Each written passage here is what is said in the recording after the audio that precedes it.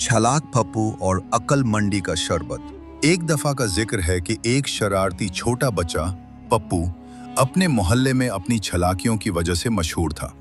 वो हमेशा कोई न कोई ऐसा रास्ता ढूंढता था कि बिना मेहनत किए काम बन जाए। एक दिन पप्पू ने सोचा कि क्यों न लोगों को थोड़ा बेवकूफ बनाकर कुछ पैसे कमाए जाएं। उसने एक पुरानी बोतल ली, उसमें थोड़ा सा गुड़, जागरी और नमक मिलाकर पानी भर दिया और गली के नुक्कड़ पर बैठ गया। उसने एक बोर्ड लगाया, अक्लमंद बनने वाला शरबत सिर्फ 50 रुपए। मोहल्ले का एक सीधा सादा आदमी वहां से गुजरा। उसने सोचा, चलो अकल थोड़ी ज्यादा हो जाए तो क्या बुरा है। उसने 50 रुपए दिए और शरबत का एक सिप लिया। फौरन ही उसका मुंह बन गया और वो चिल्लाया, अरे पप्पू, ये क्या है? ये तो सिर्फ नमकीन और मीठा पानी है, इसमें कोई अकल वकल नहीं है। पप्पू मुस्कुराया और बोला, देखा, एक ही सिप में आपको समझ आ गई कि ये सिर्फ पानी है, अकल आना शुरू हो गई ना।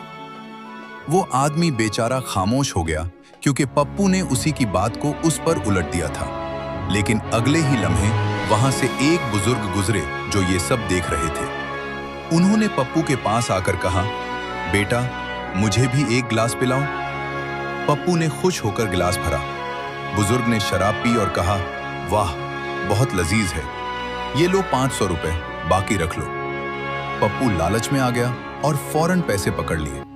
जब बुजुर्ग थोड़ा आगे गए तो पप्पू ने पीछे से आवाज दी, बुजुर्ग वर, आपने 50 की जगह 500 दे दिए, लगता है शरबत ने अभी काम नहीं किया।